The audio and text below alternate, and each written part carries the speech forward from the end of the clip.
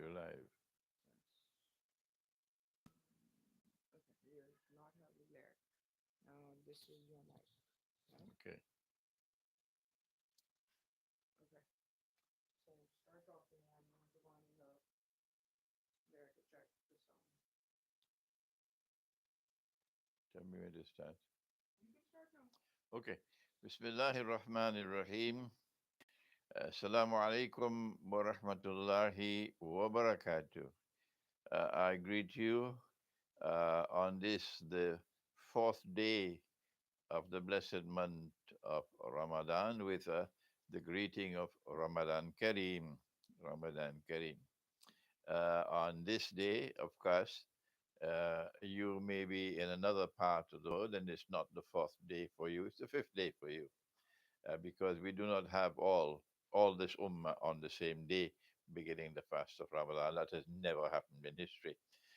So, on the first day of Ramadan, we recited, as you know, Surah Al-Baqarah, Surah Al-Fatiha plus Surah Al-Baqarah. And on the second day, Surah An-Nisa. And on the fourth day, which for us is today, we recite Surah Al-Ma'idah. But if it is your fifth day, maybe in India there are some of you who have the fifth day today, then you'll be reciting Surah Al-An'am. So I gave you the chart of which surah, which is the juz for which day, are all days of Ramadan. We pray that Allah subhanahu wa ta'ala might accept our fast of Ramadan. I mean, they might accept our tilawatul Quran or recitation of the Quran in blessed Ramadan. I mean, that He might accept our Salatul Taraweeh, even if we are not allowed to go to the masjid. We're not allowed to have Salatul Taraweeh bil Jama'ah, and it is not a Jama'ah if you are standing so far apart from each other, you can drive a truck between you. That is not a jama'ah. That is bid'ah. If you tell me that is a valid salat, it is not a valid salat bil jama'ah. No, valid salat bil jama'ah is you must stand shoulder to shoulder with no space in between, so shaitan cannot come in between you.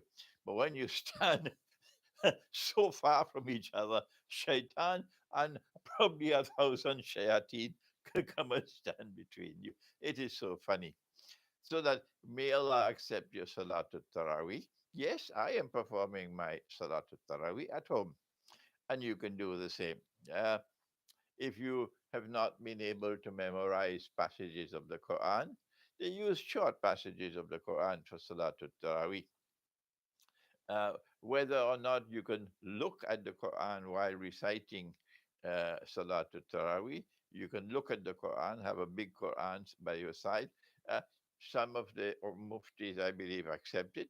I'm not a mufti, but I've seen it being done, and I see no reason why we should not accept it for those who have not memorized. But the better thing is stop wasting your time and do some memorization so you'll be able to recite some passages of the Quran in Salatul Taraweeh. And of course, I said this is the month of charity. This is the month, first of all, to turn to those who are in need and help them.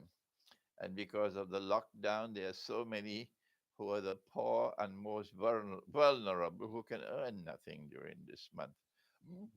And so do not, this is only advice, this is not a command. Do not eat your food to break the fast if you have the means, before you take some of that food and give it to the poor. Hmm? So there you are.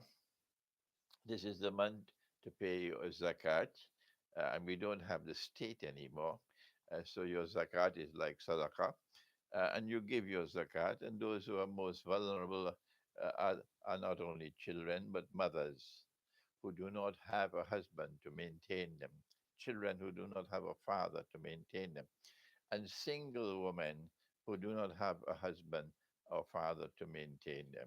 These two, please give your zakat first of all to these people who are the most vulnerable, the women who live alone with no one to maintain them, and the mothers with children who who have no one to maintain them, give your zakat to these people. I have the map of Africa behind me here.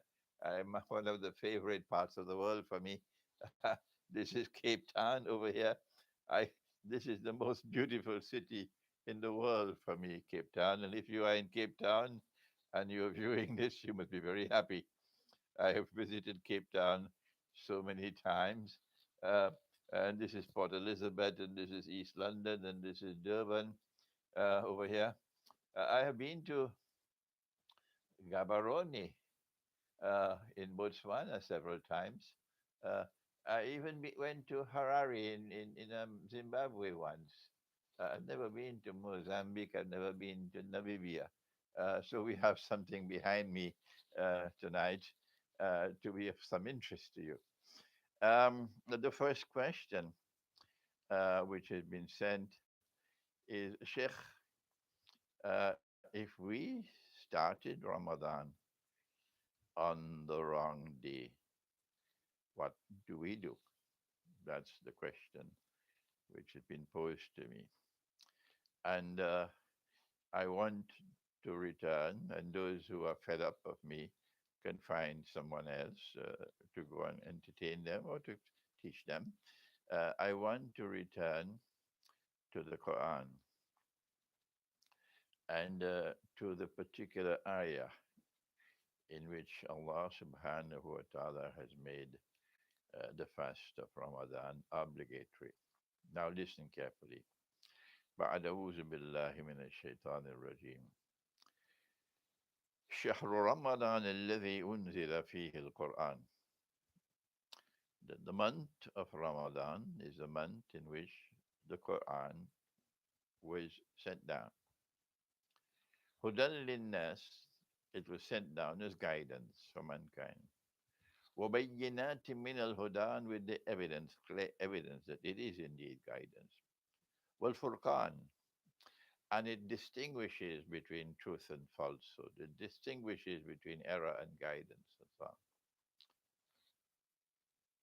فمن, listen carefully, فمن شهد, فمن شهد. Let me repeat it one more time. فمن شهد منكم الشهر فليصم. Allah gives a command to fast, and the command is given to those who witness the month, those who have evidence that the month has commenced for them. He is given the command to fast. فَمَنْ شَهِدَ مِنْكُمُ الشَّهْرَ. What is shahada? Where is the evidence that you must have before you fast? Where is the evidence that you must have before you fast the month of Ramadan? Should I repeat that question 100,000 times for the deaf and the dumb and the blind who have been like sheep all their lives following some piece of paper? فَمَنْ شَهِدَ مِنْكُمُ الشَّهْرَ فَلْيَصُمْ. Allah is ordering you to fast when you have the evidence that the month of Ramadan has commenced. That is what the Quran says. Well then, what is the evidence that the month of Ramadan has commenced? Is it a telephone call from Timbuktu? Is it, well, my neighbor out there who used to live with me in Los Angeles when I was a boy, where he called me and he said to me that we saw the moon in Los Angeles, but I'm in London. Is that evidence? فَمَنْ شَهِدَ مِنْكُمُ الشَّهْرَ. Listen carefully. Otherwise, you'll lose your Ramadan. You will be fasting for the whole of Ramadan, but it will not be accepted because you're playing games with evidence. You're asking others to do the work of providing evidence when you're not using even elementary common sense to seek evidence. Allah wants you to look for evidence in the comments. Don't send that work of seeking evidence by Federal Express for somebody else to do. The evidence that the month of Ramadan has commenced will not come from any government today. They don't have the authority. They do not have the authority to declare anything because they're not ruling by Allah's law. The Quran asks that you must rule by Allah's law. It does so when Allah speaks to Nabi Dawood alayhi salam. بعد أعوذ بالله من الشيطان الرجيم يا داود إنا جعلناك خليفة في الأرض فاحكم بين الناس بالحق. O David alayhi salam, we are hereby appointing you as Khalifa to rule on earth. You must therefore establish rule, establish law, establish government on the basis of truth, and truth comes only from Allah. Are they doing that? Those who say that they have the authority to declare that the month of Ramadan has commenced and I have to obey them, get lost. You don't have any authority to declare to me. For the sheep and the cattle and the goats, yes, they follow anybody. They even follow Dajjal as well. But for you and I who still have the capacity to think, for you and I who still have the capacity to think, and we don't want to lose the month of Ramadan. All our fasting a waste of time other than starvation because we've lost Ramadan. Because we started the month of Ramadan without evidence. Without evidence. Uh-huh. Some bogus mufti declares that the month has started. Where is the evidence? I'll tell you where the evidence is before I answer the question, what should we do if we started the month on the wrong day? Listen carefully. And even a little schoolboy can understand it. So you have no excuse on Judgment Day when you learn to your misfortune and to your horror that you lost your Ramadan. You have no excuse because even a schoolboy can understand. Allah subhanahu wa ta'ala sent us Nabi Muhammad alayhi salatu wa ta'ala. Sometime the month has 29 days and sometimes it has 30 days. That's what he said. And so at the end of the 29th day of Shaban, on the condition that you did not act like a like a donkey to start Shaban on the wrong day, like a donkey. At the end of the 29th day of Shaban, you must look for the moon. You never even looked up in the sky on the 29th day and you have the audacity to come and waste my time? Huh? What nonsense. You never even looked up in the sky. You don't even know which part of the sky to look because you abandoned Nabi Muhammad alayhi salatu wasalam. You abandoned the Quran and now you come to me wasting my time? Huh. In our civilization from childhood, we always looked up in the sky to look for the moon. Every child did that. But you living in Monkey Town today, you've lost it. Hmm? So I don't know how you're going to solve that problem. You've abandoned the religion, and today you want us to solve your problems for you. You have to look on the 29th day. When the 29th day has come to an end, look up in the sky to see whether you see the moon. In which part of the sky? Look where the sun is setting. Don't tell me I'm living in that part of the world where you could never see the sky. The sky is always cloudy. How can I solve your problem? You're living in the wrong place. Find somebody else to solve your problem. Don't waste my time. Look up in the sky. In London, they looked in the sky. And at the end of the 29th day, they didn't see the moon. Nowhere in Britain did they see the moon at the end of the 29th day. Clouds or no clouds are irrelevant if you did not see the moon because it was cloudy, or if you did not see the moon despite the fact that there were no clouds. The fact is, you did not see the moon.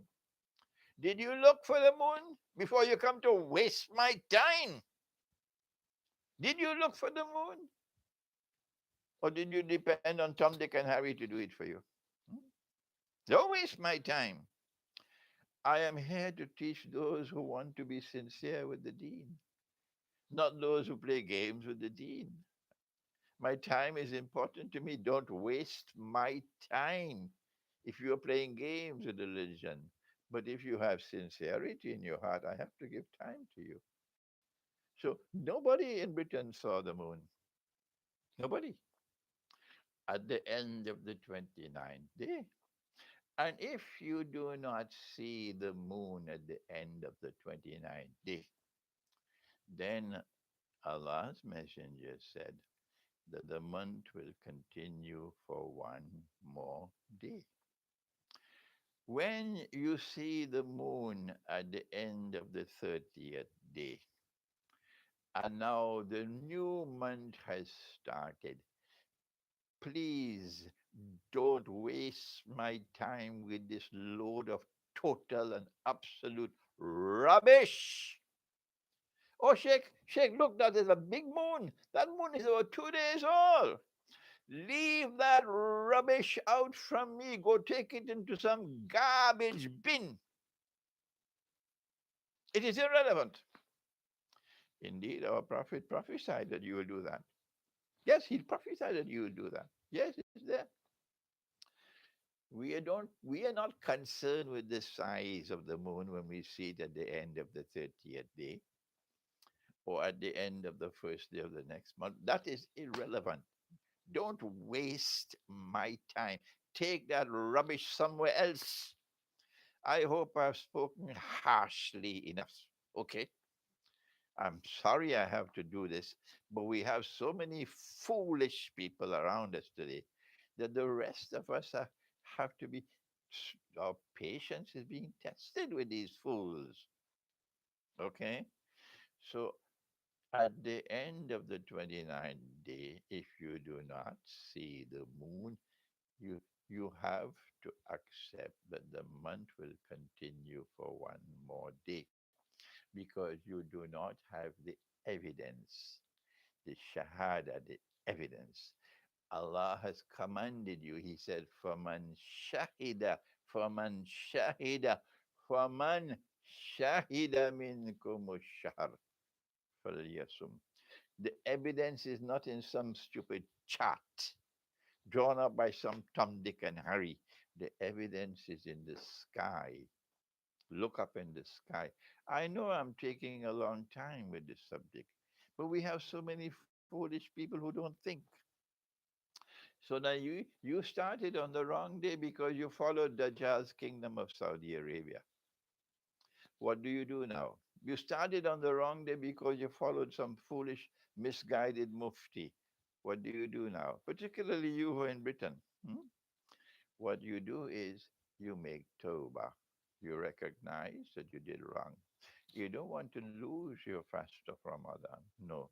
You don't want to lose your Laylatul Qadr because when the angels and the Ruh Jibreel alayhi salam, when they come down on Laylatul Qadr, they will check to see which day did he start. Did he follow the order?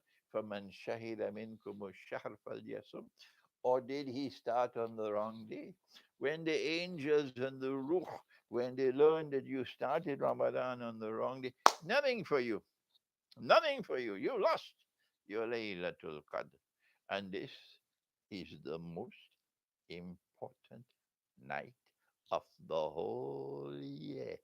Laylatul Qadri khayrun min alf shahr.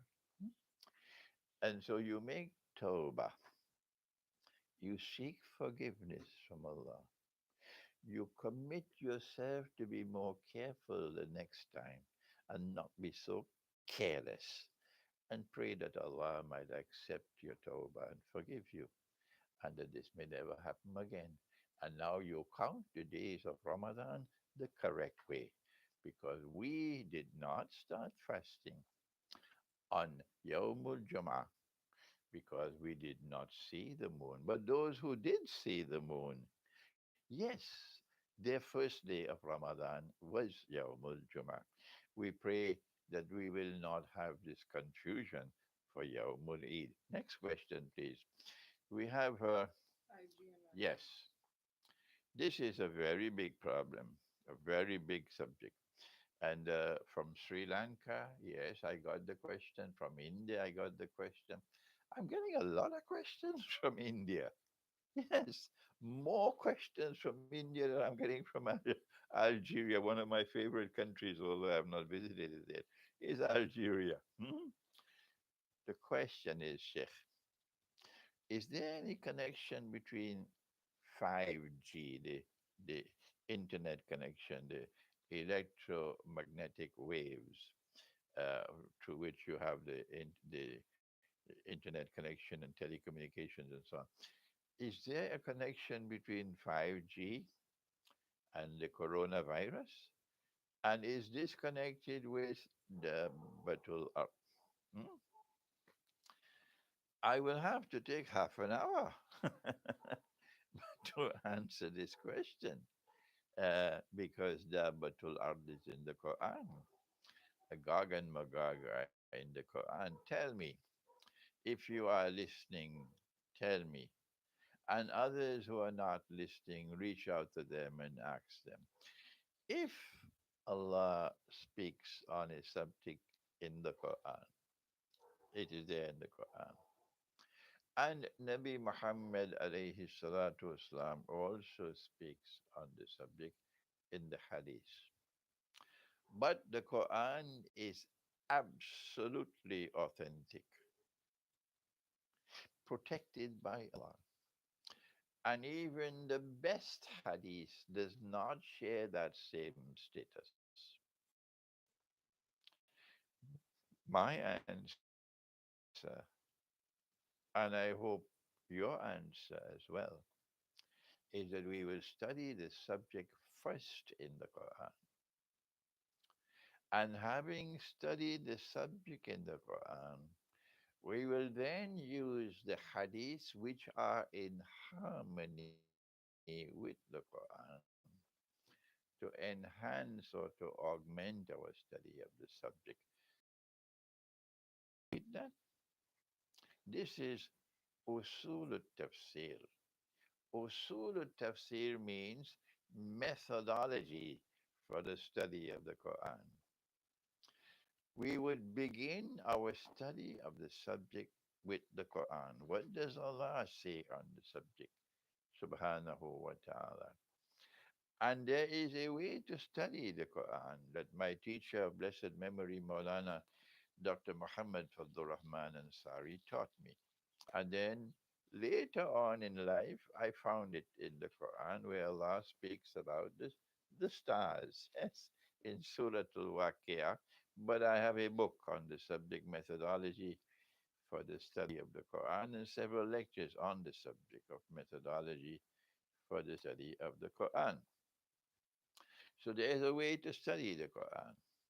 So when you have studied the Quran on that subject, Then you can take the ahadith which are in harmony with the Quran to expand your understanding of the subject. And so when it comes to Dabbatul Ard, when it comes to uh, Gog and Magog, which are there in the Quran, not mutashabihat, I'm talking about muhkamat. Muhkamat means verses of the Quran which are plain and clear and not in need of any interpretation. Mutashabihat means verses of the Quran which have to be interpreted in order to be understood. So Gog and Magog are in the Quran. Dabbatul Ard is in the Quran. And you have to therefore go and study the subject in the Quran, first of all, not the Hadith, first of all. So, having explained this methodology, which I don't understand why you don't mind, it'll take me half an hour at least to do that. And I don't have the half an hour now. But you have the time. So if you can go to my website and download my book on uh, Dajjal, the Quran, and Awwalul Zaman. Awwalul Zaman means the beginning of history, the beginning of history. And my second book on the Quran, Dajjal, and the Jasad. These two books are enough.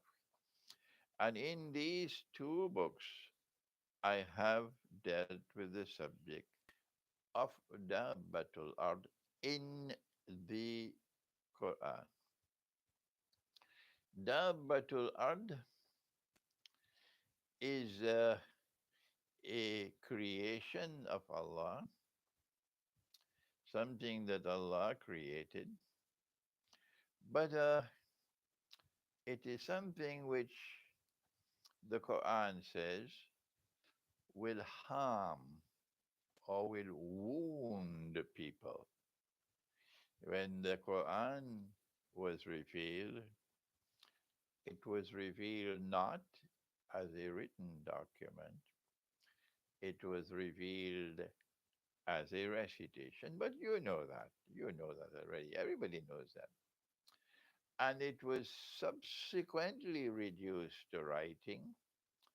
And he who could not read and could not write, sallallahu ta'ala alayhi wasallam, he would ask the scribes when they have recorded, he would ask them to recite and he would then confirm. So he is confirming what he's hearing. He's not confirming what he's seeing. He's confirming what he's hearing. So when they wrote the Quran, they did not have the diacritical marks, the fatha, kesra, and dhamma. And so one word in Arabic could be read different ways. And only if you heard what he said, you would know which possible different ways of reciting a certain word. Here is a stunning example. The Dabatul Ard would taklimuhum or tukallimuhum because mankind was negligent of the signs of Allah. Which one is it? Taklimuhum or tukallimuhum? Both are there possible. If you take off the Arab, then you can have either this or that. Nearly every single copy of the Quran today that is recorded in writing has given us to kallimuhum. The Dabbatul Ard will speak. Dabbatul Ard will speak. And when you speak, others will be able to hear. If you speak, you will have to speak in a language because language is used to communicate. Hmm? And Dalbatul Ard is going to speak to human beings, not to the trees. So that Dabbatul Ard will have to speak in a human language. Do you differ with me? Really? Which language is Dabbatul Ard going to speak in?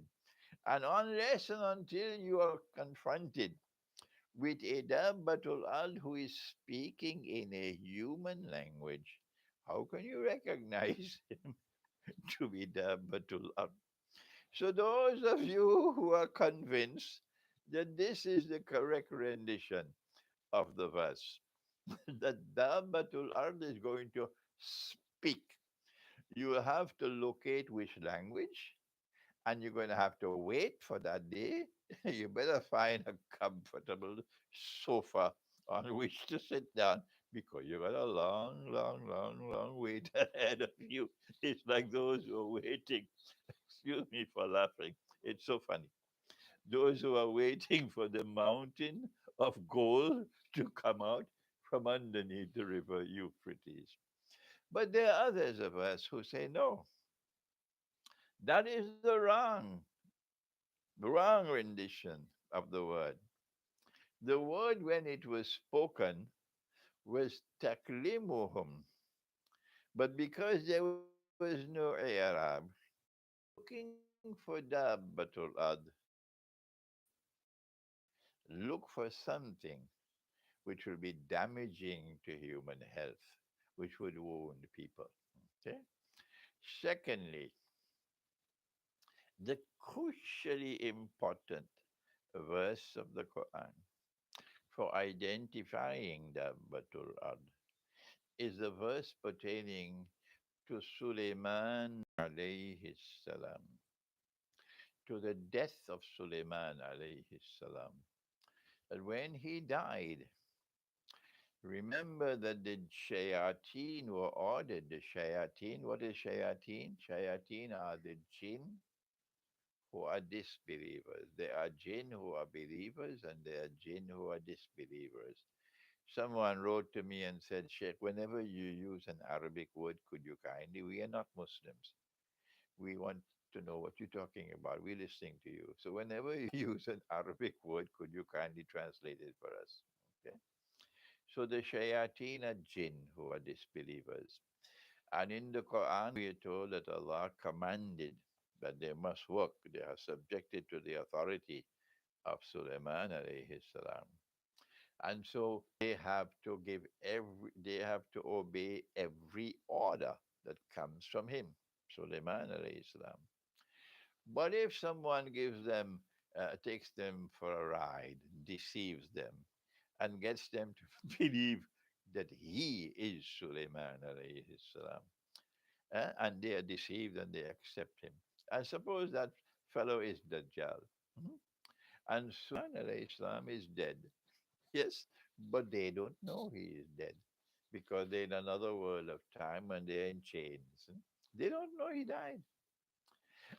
And this fellow is holding on to the staff of Suleiman alayhi salam and sitting on his throne and giving orders. And they believe he is Suleiman. Up to this day, they believe he's Suleiman alayhi salam. And they're obeying all his orders and he's giving very evil orders, eh? Very evil orders. So long as he's holding on to this stuff, the stuff has miraculous qualities in it.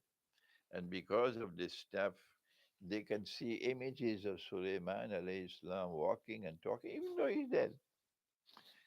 So the Quran says, when Sulaiman alayhi salam died, the jinn never knew that he was dead. And they continued to obey, therefore, continued to obey whoever the Jasad who was sitting on the throne. And if you, I can't tell you what is Jasad now. You have to go to my book. It takes too much time. Hmm? Um, They did not get the evidence, nothing to convince them that Suleiman was dead already. Until when? Until Dabbatul Ard came. And when Dabbatul Ard came, it consumed the minsa of his staff. It did not say that it consumed his staff. The Quran never said that Dabbatul Ard were termites nibbling at the bottom of the staff so that it would lose its balance. That belongs to Hollywood, hmm? Or Disneyland. I don't know which one. Or both Hollywood and Disneyland could take it. But the Quran never said that. The Dabbatul Ard are termites who are biting away at the bottom of the staff. And yet, when you look in the books of tafsir, this is what you find. This nonsense. It is nonsense. I'm sorry to be using this language, yes, but what can I do? The truth has to be proclaimed. It is nonsense. The Quran never said that Dabbatul Ard consumed the staff. The, the Quran said the Dabbatul Ard consumed the minsa'a. This is with seen, and that the word of the staff, the sa'a is sad. The minsa'a. The minsa'a is something located in the staff, some miraculous quality of the staff, which when it was consumed, meaning when it was destroyed or eliminated, then the staff lost its capacity to do the things that would deceive the jinn. And only then would they realize that no, this is not Sulaiman alayhi salam, this is someone else, this is the Jasad sitting on the throne. And I have said that Jasad is Dajjal.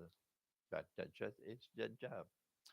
And so there is something which is coming to the world, which is going to destroy the miraculous quality located in the staff.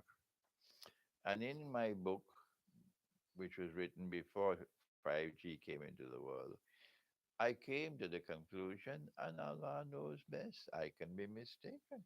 I have made mistakes in the past, and I'm happy that I made mistakes because whenever I make a mistake and I realize that it's a mistake, I rush quickly as possible to correct myself. I don't care two peanuts if people want to laugh at me. Never mind, I have to show integrity. And I'm leaving this message for my students. We all make mistakes. Only Allah does not make mistakes. And my critics, of course, they never make mistakes.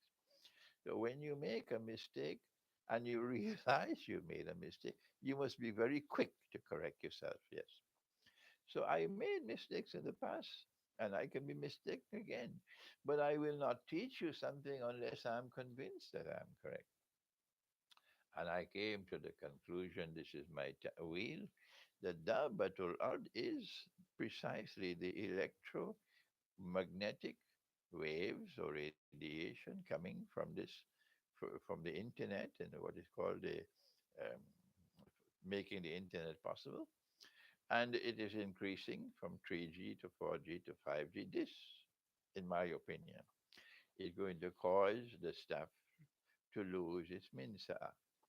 And when the staff loses its minsa, then at that time, the Dajjal will no longer be able to deceive the jinn and they will stop obeying him. And that's goodbye. Goodbye to the state of Israel. Now, is there a connection between the 5G and the coronavirus? Uh, I am of the opinion from day one, I came to this conclusion that the coronavirus, or what they call, I think they call it COVID 19, and I don't know why they choose 19. Strange, eh? Not 18 and not 20, 19. Strange, eh? Anyhow, that's a subject for someone else, not me. Um, I came to the conclusion that this is a fabricated or manufactured virus. Yes, it's there, but it was concocted in some laboratory. Yes, it has certain dangerous qualities about it, and we must take appropriate precaution. I'm not saying to be to disregard it altogether. No, take appropriate precaution. Okay, but I one of the first comments that I made is that this is not the thing. This is in preparation for the real thing, which is still to come, and they are using this virus to demonstrate their capacity to lock down the whole world. And every government has complied. Every government. Who is ruling us today? Not our governments. No. It is the mastermind who orders the governments, and they must all obey. All obey. A girl cannot be married until she's 18, and every single one of them must obey. Illa masha Allah. Illa masha Allah means that there are some exceptions. Okay? There are some exceptions who did not obey. Illa masha Allah. And so I expect that there is a worse virus which is going to come. This one has not killed the millions and millions and hundreds of millions. This one has not done that. They plan their plans and Allah plans his plans. But the next one which is coming could do it, could wipe out the Arabs. We know that's the master plan, to wipe out the Arabs. Our Prophet has warned coronavirus, but it is not a direct relationship, not a strategic relationship. It is a peripheral relationship, but Allah knows best. Next question. Okay. How? Okay. Post-virus era, and what should we do? Post virus Iran, Era. or Post-virus the time. first virus era.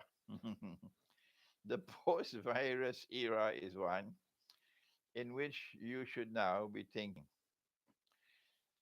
where are those parts of the earth where people who worship the one God were successful in preventing the lockdown, and therefore they were able to perform their Salatul Jummah. Hmm? If they could do it this time, and we have already lost Salatul Jummah for so many weeks, we've already lost it, and we cannot defy them. We don't have the military power to defy them. Hmm? And this is of course, a bogus Salatul Jummah. Bogus Salatul Jummah. It is a joke that when you are limited to only 5 or 10 people, that's all. That's a bogus. That is not a valid Salatul Jummah. That is a bogus Salatul Jummah. And shame on you. Shame on you. Shame on you for not being able to recognize. You cannot have a valid Salatul Jummah if you are restricting the number of people who can participate. It's better not to have the Salatul Jummah rather than to have a bogus Salatul Jummah. Secondly, you cannot have a Salat bil Jama'ah with people standing away from each other, 3, 4, 5 feet away from each other. It is better not to have a Salat bil Jama'ah than to have a bogus Salat bil Jama'ah. It is a shame. It is a disgrace. You should be ashamed of yourself for what you have done. Hmm? I don't know where you got your brains. Is this Salat bil Jama'ah? Huh? Better not to have it than to have a bogus Salatul Jummah if you have the sense in your head. So then look to see which parts of the world people were able to perform the Salatul Jummah, like Yemen, for example. And in preparation for the next time they come with their lockdown, you start to move. to those parts of the world where you will not be subjected to this lockdown. That is the world of freedom. And this is the world of slavery where they can lock you down. You can't even leave your home. In order to leave your home, you have to get their permission. You have to have a pass. That is slavery. That is this time they use the excuse of a virus. Next time they might use Israel to rule the world. I want to give this advice to you. This is my advice to look to those parts of the world where it is possible to continue to have the Salatul Jummah and the Salat bil Jama'ah for Muslims, and prepare yourself to make hijrah. Thank you. Any more questions? Lots more questions. Then one more. We have time for one more. So, how about you tell them that we've noted all the questions Yeah. and we'll upload a separate session. Okay. My daughter is telling me that she's taking the note of all the questions. You have so many questions, and we will have subsequent sessions, and we'll try to keep it longer. This one is already about almost 48 minutes long. I don't want it to be too long, okay? And your questions will be answered in these sessions. We have the whole of Ramadan. Don't be afraid. We'll answer your questions. So we take one more for today. Okay, one more for today. This one who is very. When would be the right time to move to the remote areas, to quit our jobs, and to start off the simple life? It is already. The question is, when should we leave the cities and relocate in the remote countryside? When should we do that?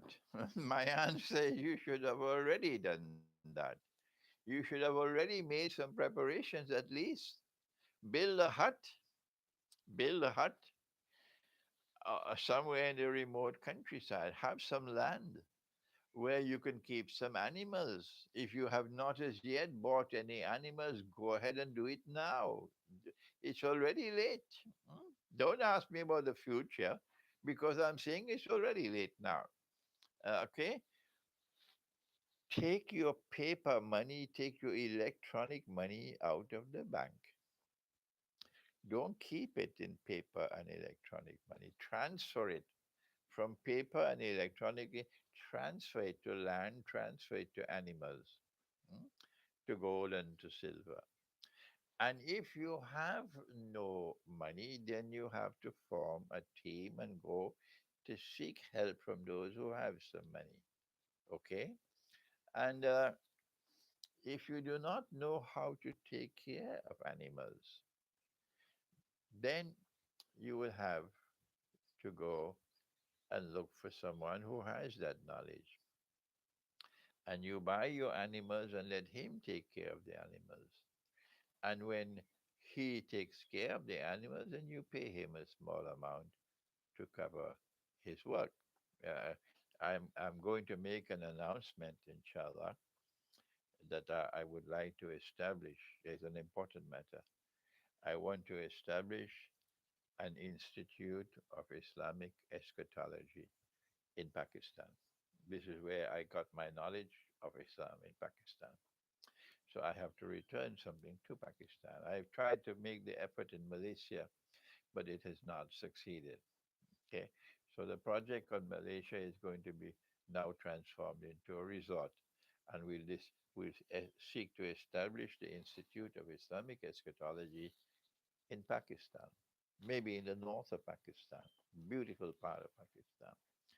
But when we establish that Institute of Islamic Eschatology, and students can now come from any part of the world you want to come, and there'll be no limit to the number who can come. We simply say, okay, we give you a tent or we give you a hut. You will have to build it yourself, and you do your own cooking of your own food. So tell your mother to teach you how to cook. But all those who are there studying Islamic eschatology, in addition to any other subjects, will also have to learn how to plant food. You will have to learn how to take care of animals because this is essential knowledge for Akhirul Zaman.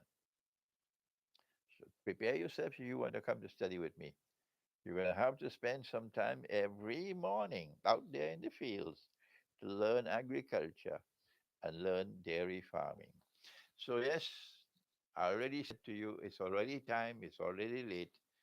Go ahead now and look for the remote countryside. Establish small communities. Small communities. If you cannot establish a community of your own, well, then go to an existing village. Okay?